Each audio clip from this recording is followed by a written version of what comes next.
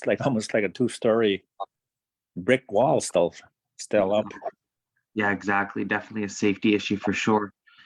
Okay, it's moved and seconded. Are there any further questions or comments? Seeing or hearing none, all in favor? Any opposed? Seeing or hearing none, motion is carried. Motion to waive second reading. Moved by Helen. Seconder. I'll Second by second. Carrie. All in favor? Any opposed? Seeing or hearing none, motion is carried. Okay, now I'm Mike again for joining us this morning. Thank you, everyone. Have a great day. You as well. Okay, Council, continuing, moving on with the agenda here under education, we do have the C. Ruby Sears Educational Scholarship Committee. Again, this was an item deferred from our general finance last week. There you'll see the three recommendations. First one, naming the members of the committee who are named again there. The second one again is authorizing the check signing for the fund in relation to the bank account with the Ruby Sears Memorial Education Fund itself. And finally, waiving second reading on both of those previous motions. So further questions or comments? This is pretty straightforward recommendation. I have one, Chief. I can move. Sure. I'll begin with Carrie for questions and then over to Greg. Yeah, didn't that have Ruby Smith Sears in it at one time? That scholarship? I'm pretty sure I said it was Ruby Smith Sears. Or was that something else? No, I think you are correct, Carrie. I just want to confirm. Usually that's a Shirley question, so we can get that clarified, Carrie. Okay. Yeah, so we'll further follow up on that piece. Greg? Just for my own knowledge, how it's taken from interest from $100,000, right? Is that correct, Chief? Yeah, to the Canadian Imperial Bank of Commerce.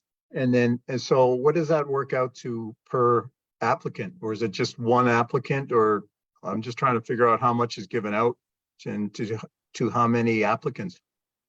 That's actually a good question, Greg. I think it varies per applicant.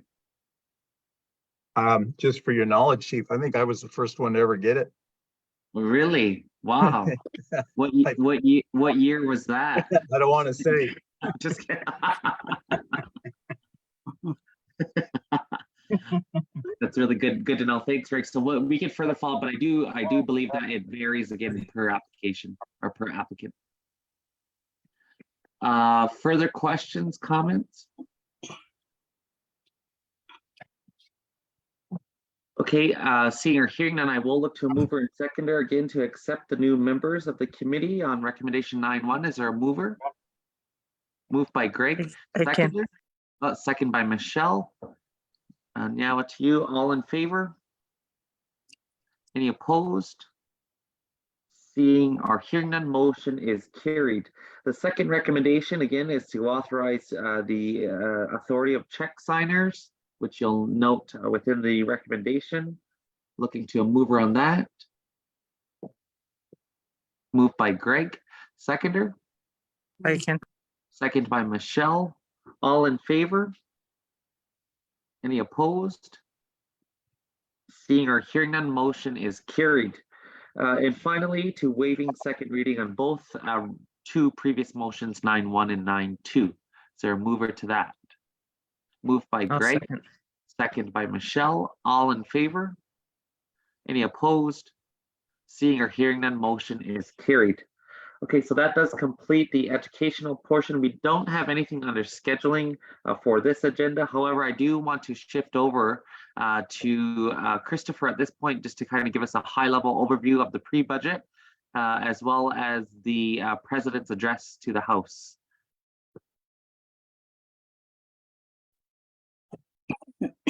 Hi, everyone, and thanks, Chief.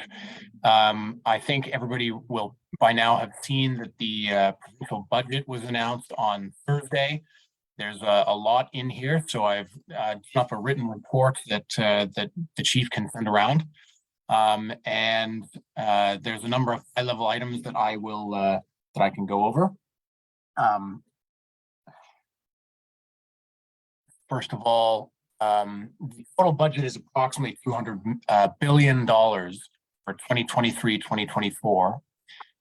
And there is a projected surplus by 2024-2025. So obviously that will depend on economic conditions over the coming 2 years. But there's a number of sort of high-level focuses that the government put on in this budget: building the economy, building up provincial infrastructure, putting a focus on pro-labor, pro-worker policies, and addressing cost of living concerns. Those are the kind of main high-level areas that this budget focused on. And then within each of those areas, there were a number of different issues that were announced. For example, in building the economy, the government announced a Made in Ontario manufacturing tax credit. There's a critical minerals strategy that was announced, and this, of course, will have an impact on First Nations in the north of the province. In terms of infrastructure, they're building additional roads, partially to get up to the Ring of Fire and to mining projects up north. Also, under building the economy, they are planning for the introduction of some pro-small business changes to the tax code, push for electric vehicle manufacturing, and further global automaker investments in EV manufacturing here in Ontario. The creation of a voluntary clean energy credit registry, so that if businesses are looking to more easily source clean energy for their electricity needs, they can do so by participating in this clean energy credit registry. More items under the infrastructure category would include $184 billion in infrastructure spending projected over the next 10 years, which would include highway expansions. They did mention Highway 413 in that. So they're continuing ahead with Highway 413 and with other highway expansions and new builds. GO transit, rail station expansions, subway line expansions, and this will cover a number of different lines.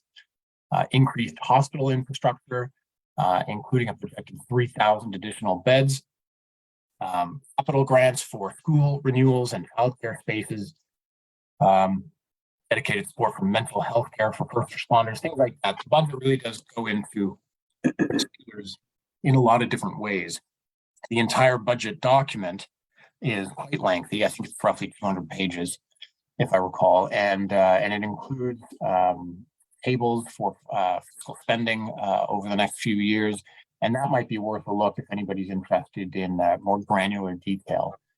Some other items that were mentioned include skills development and training funding, an enhanced provincial nominee program to attract skilled immigrants to the province, healthcare-related education for secondary school students, bridge training for immigrants to have international skills recognized with local certification. Let's see, there's a long list of things, and I would encourage people to read the report, to take a look at the budget document. There are other programs such as $202 million annually being allocated for homelessness prevention and for Indigenous supportive housing programming, help those experiencing or at risk of homelessness or those escaping intimate partner violence. Nations departments may be able to access a portion of that funding and funding from a number of these other envelopes as well. So that's something that might be worth discussing with different departments.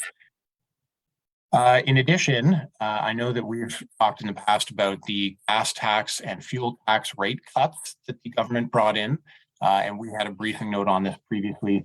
That was that has been extended until December 31st of this year. So if additional questions come up about that, please let us know. I do believe that our comms department has some material that they've been working on to put together a comms version of that briefing package so that members of the community can have a better, more full picture of what that policy entails. let's see, there's here's an interesting item. Over $5 billion has been set aside for the settlement of land claims. It's mentioned in at least 2 places in the budget document. It's mentioned in the high level section, but it's also found in the granular breakdown where you look at the funding for the Ministry of Indigenous Affairs. And you'll notice that the funding for the ministry is in the millions for 2020, 21, 21, 22. And then suddenly in this year, that jumps to over $5 billion. And there's a reason for that. It's because of this money that has been set aside for anticipated land settlements.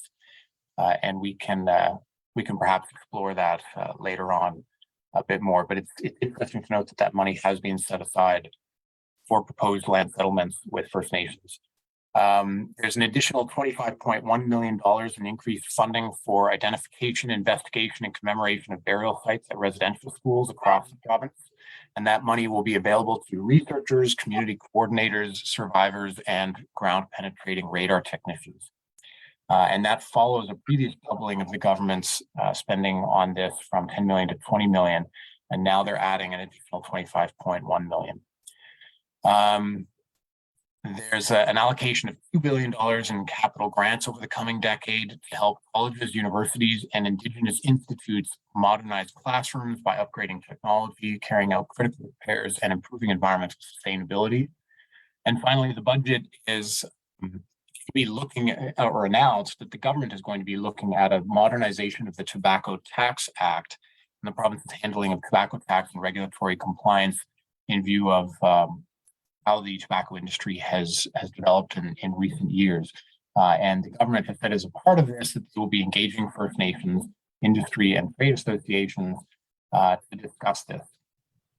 And this process is including 2 independent Indigenous facilitators. The government says that it's working to strengthen its relationships with First Nations in this process. So just kind of a brief high-level overview at many of the items that were announced in the budget. There was also a provincial cabinet shuffle on Friday, but it was a very minor one, and it came in response to the resignation of one of the cabinet ministers there. That was the Minister Fullerton, and he has been replaced by Michael Parsa.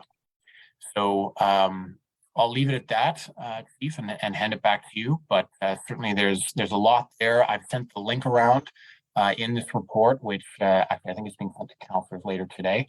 So feel free to take a look at that. There's a lot of materials. There's the full budget document, but there's also some higher level summaries as well. And I'll leave it at that. Okay, now Christopher, for providing us with that high-level overview of the budget. Again, this now gives us to our point of building our strategies for the year and what that looks like for the departments. And I think that's something, again, that obviously the CEO's office and the chief's office will collaborate on to further look at what those strategies and where we could take opportunity in some of these announcements of the budget itself and the different areas that Christopher has highlighted.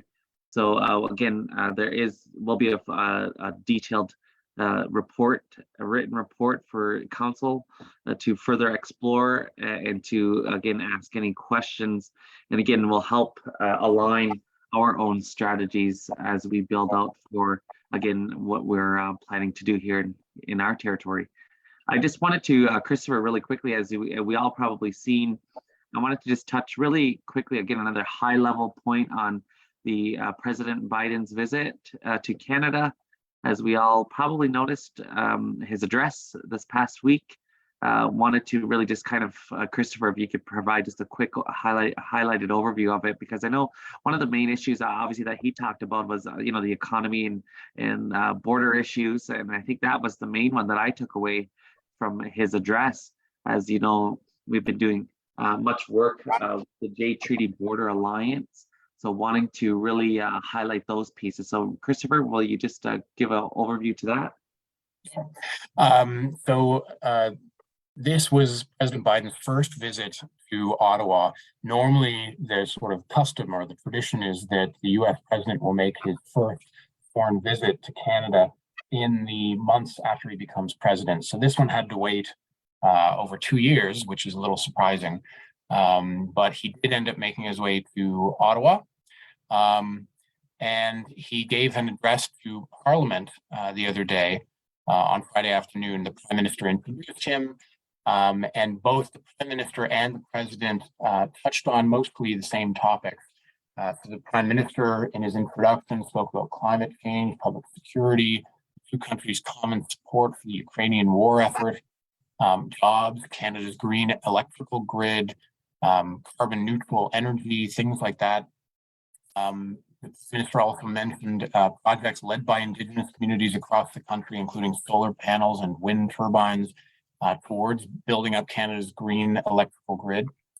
I think that category would broadly include the Oneida Battery Storage Project, which Six Nations is involved with, but the Prime Minister did not mention it by name. In the President's remarks, he spoke of trade between the two countries, which is over $2.5 billion every day. Funding to combat climate change and spur clean energy investments, tax credits for electric vehicles assembled in Canada, investment in our industrial base, production and manufacturing in border states and in Canadian provinces along the border, increased investment in semiconductor manufacturing, continuing a united response to the Russian aggression in the Ukraine, modernizing NORAD, and there was a brief mention of China. The President and the Prime Minister both recognized the two Michaels that were there, and the President accidentally thanks China when he meant to say Canada, which was kind of an amusing aside. The big kind of thing in these remarks that I would draw your attention to is the Safe Third Country Agreement, under which both Canada and the United States have agreed that if somebody is entering the country from the other country and claims asylum, that generally speaking, they're sent back to the other country if they don't fall under a certain number of limited exceptions. So normally, if somebody comes to Canada and claims asylum, their asylum claim is handled in a particular way, except if they're from the United States, because of the application of this Safe Third Country Agreement. So President Biden announced, and the Canadian government also announced on Friday, that they have updated the Safe Third Country Agreement. There was some reporting that the agreement was actually agreed to last year, but only announced today. And under that announcement, they are closing down the notorious Roxham Road crossing south of Montreal to upstate New York, where people have been crossing daily for years now. And the only mention of specific Indigenous issues in the President's remarks came when the President said that we are both countries built upon a nation-to-nation relationship with Native Americans and First Nations. We've both been influenced and strengthened by the contributions of generations of immigrants. There was no mention of the Bay Treaty or anything like that, but this was a fairly high-level speech, and that Safe Third Country Agreement is worth noting. And the only other thing that might interest people randomly was that the President announced that of the 4 astronauts going back to the moon on the Artemis 2 mission, 1 will be Canadian, and we don't know who that is. Anyway, that's a general report on the President's visit to Ottawa. Okay, thanks, Nyawa, for that, Christopher. Again, I just wanted to bring this to Council's attention in relation to I know obviously the specifics weren't named like the Jay Treaty Border Alliance. However, I think this gives us some advocacy pressure that we need to do and assert on both sides of, again, on the US and our side here in Canada. And so that's something, and I think that we'll be looking to further break down at the next Jay Treaty Border Alliance meeting, and what that further assertion politically looks like on the American side specifically as well. So I'm just looking to any further questions or comments from Council on any of the high-level reports from the budget, as well as the President's visit. I know, obviously, as well, the National Chief was in attendance for his address, and has also, you'll notice, you'll probably see within her social media feeds, again, that, what all she had the opportunity and what topics were discussed. So I know she'll be also further sending a report out from the National Chief's office. Okay, I'm not seeing any further questions or comments.